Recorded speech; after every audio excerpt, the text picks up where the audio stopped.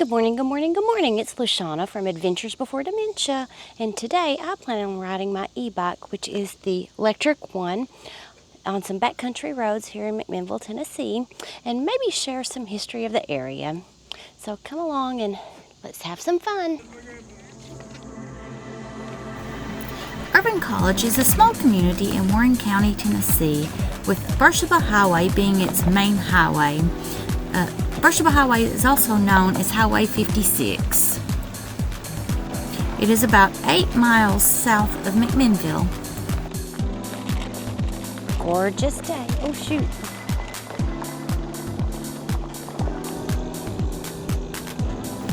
We are on the outer edges of the Cumberland Plateau with about 1,753 residents.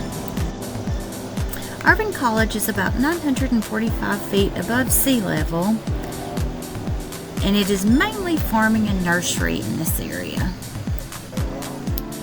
Warren County is actually known as the nursery capital of the world.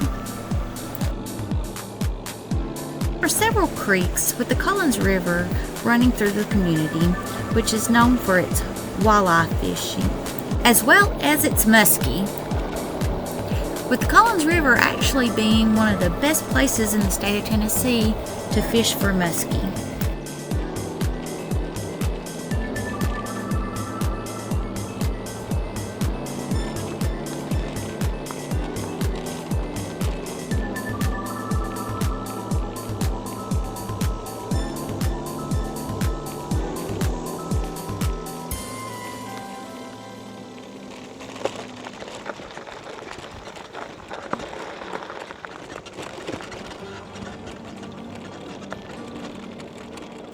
The community is named after a college that served the area from 1838 to 1890.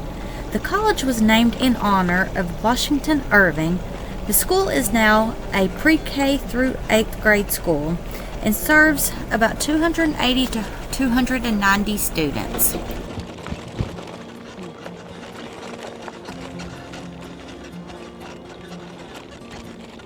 There used to be chickens through here that used to follow me and the boys when we would go walking.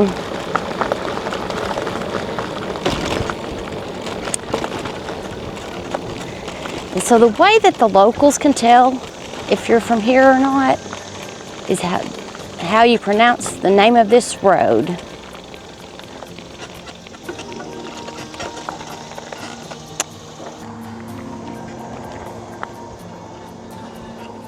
So around here we call this Beersheba Highway, not Beersheba, as it is spelled, and is likely named after Beersheba Springs, which is a nearby town that used to be a resort town. Beersheba Springs was named after Beersheba Porter Kane, wife of McMinnville merchant John Kane. I'm gonna pull over so these vehicles can pass me. She had been exploring the mountainous region when she discovered the Chalybeate, sorry if I butchered that word, springs, which was high in iron water. And we are going to turn off of Beersheba Highway onto Hill Road. The springs were thought to be highly medicinal and therapeutic, and the resort town was built in the early to mid 1800s. It featured a hotel and cottages attracting visitors for its health-giving mineral waters. It was essentially acting as a retreat for wellness. So the mountain in front of us is Harrison Ferry Mountain, and the mountain that's behind us is Ben Lomond Mountain. Ferry Mountain is the highest peak by elevation in Warren County, at 1,946 feet in elevation. It was settled as early as 1800 by Scots, Irish, English, and Huguenots, which were French Protestants who fled to avoid persecution. It's pretty windy today, but I'm hoping that my microphone's windsock, or whatever you call it, diffuses some of the wind and it's not so noisy.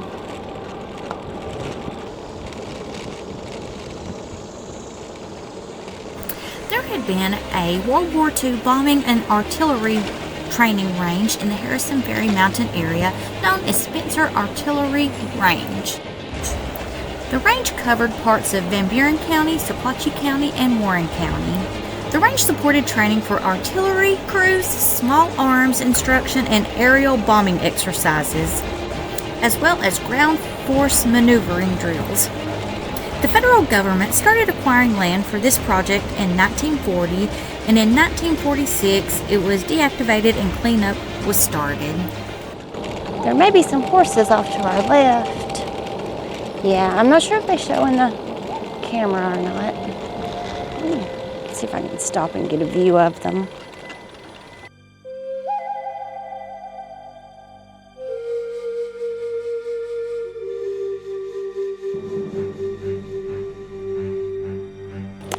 I think I disappointed those animals. I didn't have any food for them. Harrison Ferry Mountain had even earlier significance in history, as the Trail of Tears went through this area when the Cherokee Indians were forced to relocate. Over 16,000 Cherokee people, along with some Creek and enslaved individuals, were forced to endure the Trail of Tears. It was one of the most treacherous areas, and many were buried in the area. With approximately 4,000 Cherokee people that died on these journeys, with many perishing during the winter journey in 1838 to 1839. The Trail of Tears National Historic Trail encompasses over 5,000 miles of land and water routes across 9 states. The Native Americans were forced to travel anywhere from 800 to 1,200 miles.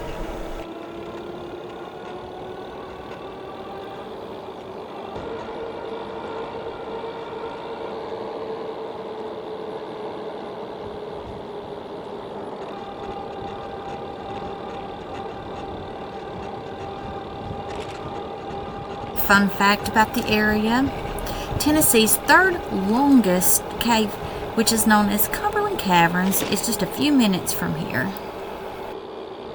Cumberland Caverns is the state's longest show cave with over 27 miles, featuring stunning underground formations and an average of 56 degrees Fahrenheit year-round.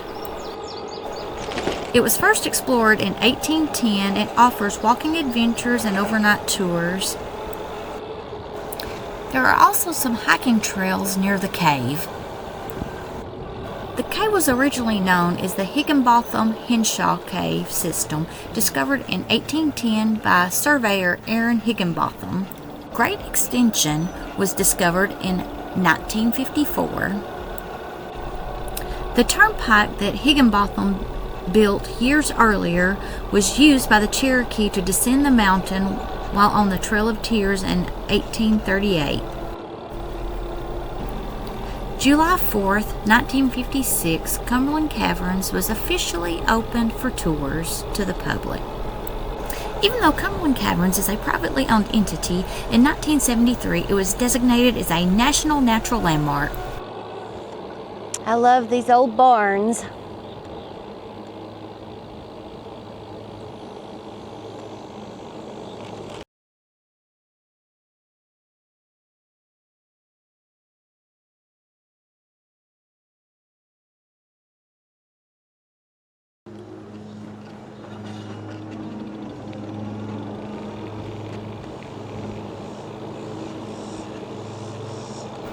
Warren County held over 50% of Tennessee's total outdoor ornamental nursery acreage, with over 400 nurseries, and there was about 22,000 acres in production, making us the nursery capital of the world. More recent data indicates that while the total land and farms in Warren County was 147,088 acres, in 2022, nursery stock crops accounted for 15,746 acres. Hickory, river birch, and sassafras are frequently listed as top sellers from our local nurseries. largely used for residential landscaping, erosion control, and ornamental fast-growing shade trees. The mountains are so beautiful.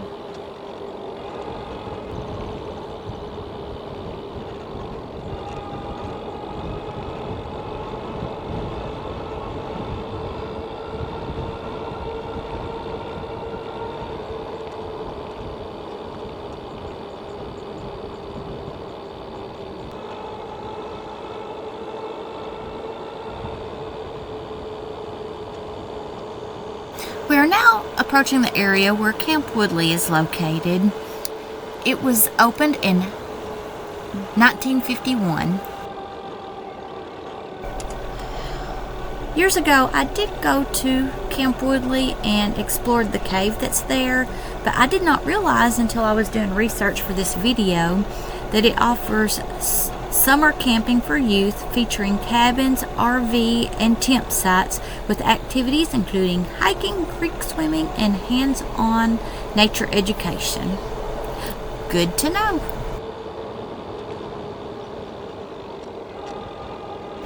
So evidently the site serves as a 4-H or a FFA camp offering rustic cabins, a general store for supplies, and on-site nature-oriented education.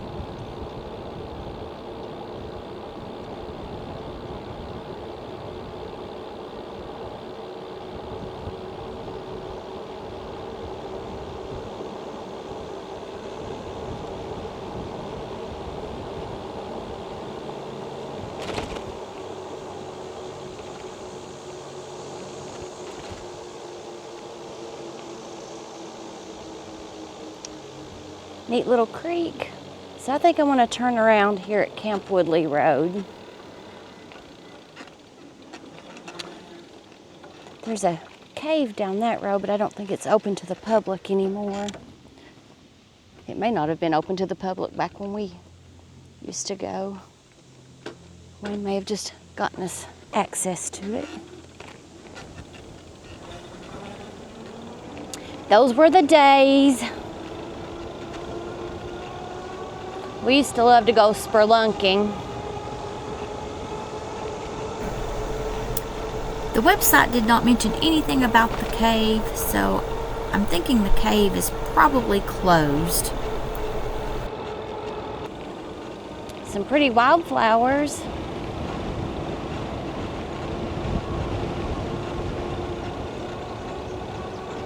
Got some horrible headwind right now. Pull over so these people can go around me. I thought that dog was going to jump out. I hope it didn't get hurt.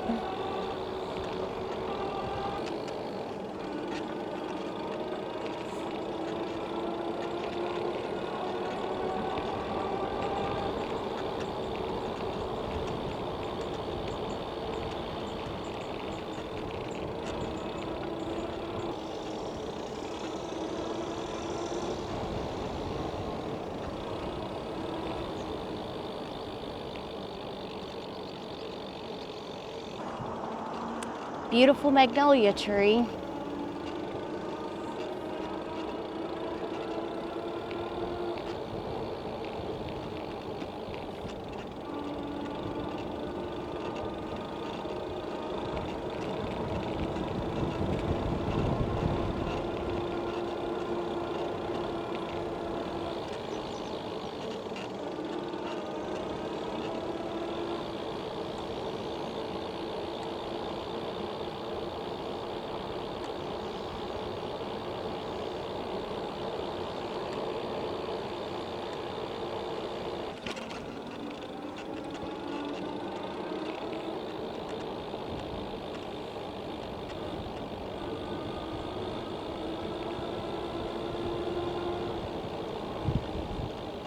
Hello.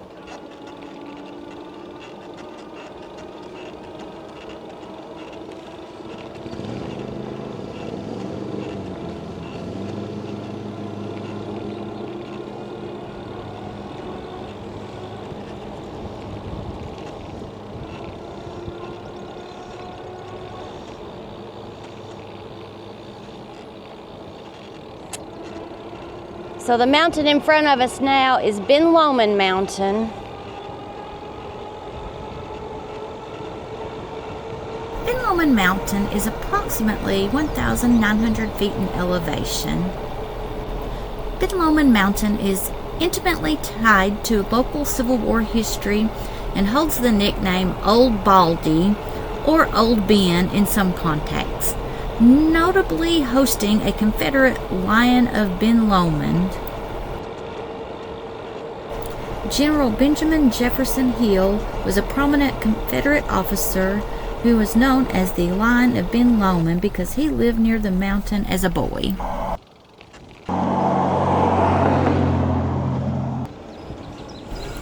During the War of 1812 and the Civil War, the Solomon Saltpeter Cave on Ben Lomond Mountain was a vital source of saltpeter, which is a key ingredient for making gunpowder.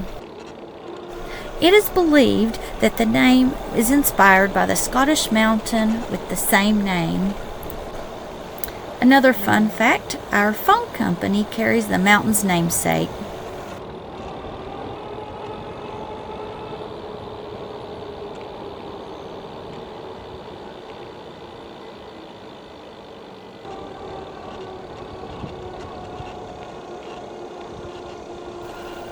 Now that we're getting pretty close to Irving College Elementary, I'll start talking about the school. I've read that in 1835, citizens living in the neighborhood of Morrison's Crossroads, which I have no idea where that is, but maybe somebody that watches this video knows and will let me know, built a large one-story brick building which became known as Irving Academy. Evidently, there were weekly debates there, and on one of those nights in 1844, a mob assembled for the purpose of breaking up the debate. Soon after that, Irving Academy was burned to ashes.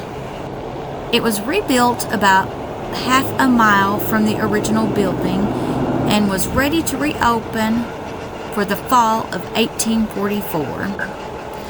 In 1845, the General Assembly of Tennessee granted a charter for the incorporation of Irving College. It became a successful male college in Tennessee, but it closed its doors due to the Civil War as the students from Alabama, Georgia, Mississippi, Florida, Georgia, and Arkansas, as well as Tennessee, elected to enlist their services in the Army. I really want to do a bike ride down this road when they have cut the hay.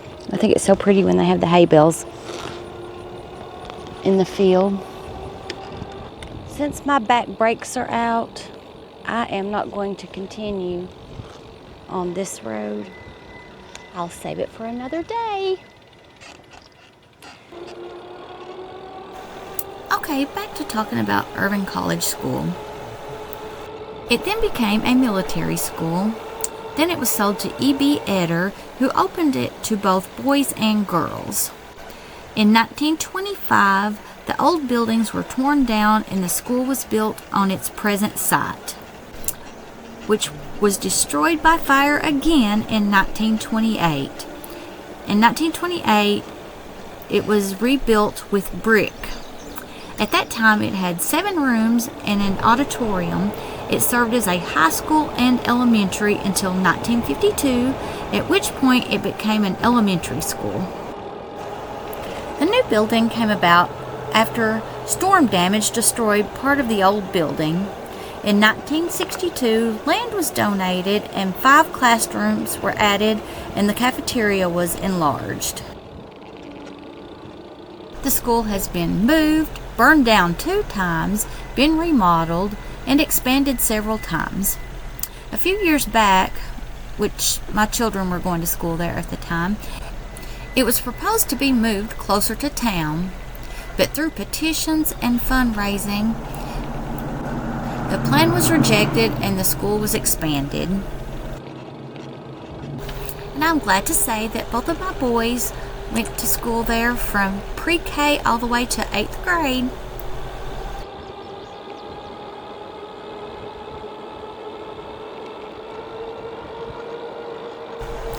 If you've made it this far, I want to apologize if I've bored you with all of my babbling. Although I did not grow up in Irving College, I am very thankful and blessed to be able to live here. I've been here since 2002. I don't regret moving here one bit.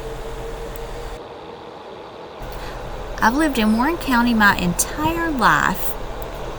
My original stomping grounds was in a community called Blues Hill, which is about 45 minutes to an hour from here, but it's still within Warren County. It's like I moved from one end of the county to the other. Feel blessed to have my mom, and she still lives in Blues Hill, and maybe I'll get to do an e-bike video from that community one day.